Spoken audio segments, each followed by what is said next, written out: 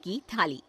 जानवी की जुबान पर बचपन से ही हजार सवाल और मन में हर चीज जानने की उत्सुकता रहती है, जिस वजह से वो अपने भाई की शादी में चल रही रस्मों के बीच भी मम्मी से सवाल पूछने लगती है। मम्मी, जब लड़की वालों ने आपको अपनी इतनी बड़ी लड़की दे दी, तो फिर भी उनसे सामान लेना गलत नहीं है क्या? इस पर कोई भी जानवी की बात का जवाब नहीं दे पाता और उसे इग्नोर करते हुए रस्में निभाते रहते हैं। शादी संपन्न होती है और भाभी घर आ जाती है, जिसके बाद जानवी के सवालों का सिलसिला अब भाभी के साथ शुरू होता है। भाभी, मुझे आज तक एक बात समझ नहीं आई, हमेशा सारे बलिदान वाले काम लड़कियां ही क्यों करें?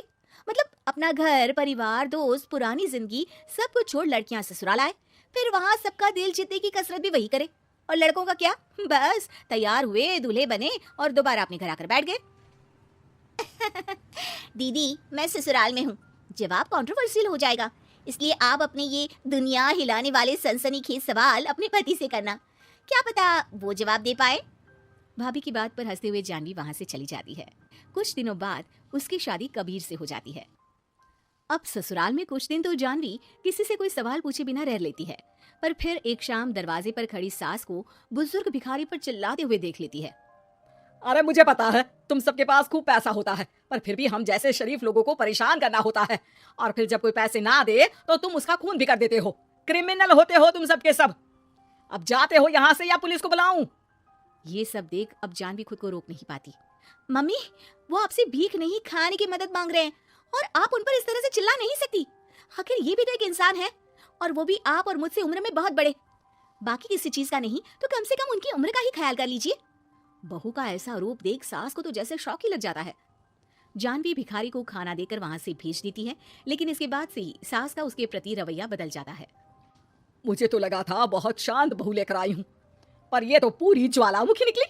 अरे इतने दिनों से ये रंग क्या एक भिखारी के सामने अपनी सास की इज्जत उतारने के लिए छुपा कर रखे थे?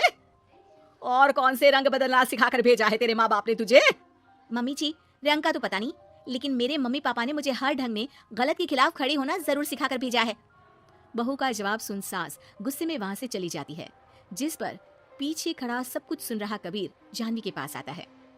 जानवी, मैं मानता हूँ तुमने जो किया अच्छे के लिए किया, पर मम्मी से ऐसे नहीं बोलना चाहिए था। अब उन्हें मनाने की जिम्मेदारी तुम्हारी ही है। पर मैं कैसे? मुझे तो कुछ भी पता नहीं है। तो उसके लिए मैं हूं ना। कुछ दिनों में ही सकट का त्योहार आ रहा है, तुम बस बायने पर मम्मी को देने के लिए एक सुंदर साड़ी ले आना, तुम्हारा काम बन जाएगा।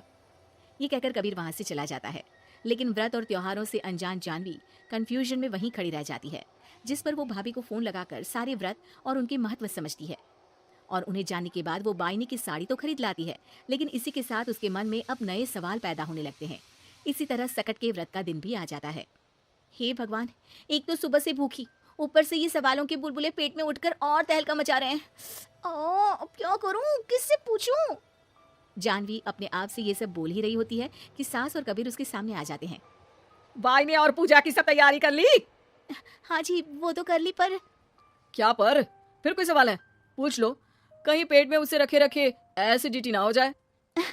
ज्यादा कुछ नहीं, बस पूछना था कि जब ये व्रत बच्चों और दाम्पत्य जीवन की सुख शांति के लिए होता है, फिर इसमें व्रत सिर्फ हम लेडीज ही क्यों रखती हैं? हिस्सेदारी तो दोनों की होती है ना? जानवी की बात सुन इस बार तो सास भी सोचने पर मजबूर हो जाती हैं। ये तो मुझे नहीं पता, और ना हमने कभी किसी से पूछा। बस जो बड़े बुजुर्ग रिवाज बना गए वही चल रहे हैं। इसकी भी कोई वजह जरूर होगी। अच्छा, और ये बायने की वजह? अब बायने से तुम्हें क्या दिक्कत है? नहीं, दिक्कत कोई नहीं है, बस सोचती हूँ कि अगर व्रत बच्चों या पति के लिए होता है, तो हमेशा हर चीज का गिफ्ट सिर्फ सास को ही क्यों मिलता है? अरे पति के नाम पर व्रत है तो उन्हें, और बच्चों के नाम पर जो व्रत है उनमें बच्चों को क्यों गिफ्ट नहीं दी जाती? जानवी का सवाल सुन इस बार सास भड़कने की बजाय शांति से उसका जवाब देती है। वैसे ये सवाल एक बार मैंने भी अपनी सासू माँ से किया था, तो जवाब मिला कि सास की वजह से ही पति मिला है, इसलिए एक थैंक यू और इज्जत की तरह उन्हें ये बायना दिया जाता है। और बच्चों वाला तो मुझे भी नहीं पता।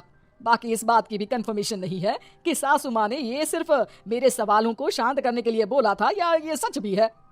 सास के जवाब और जानवी के सवाल से अब वो दोनों ही कंफ्यूजन में हैं कि आखिर सच और वजह क्या है। अगर आप लोगों के पास इन सवालों के जवाब हैं तो कमेंट करके सबके साथ जरूर शेयर कीजिएगा।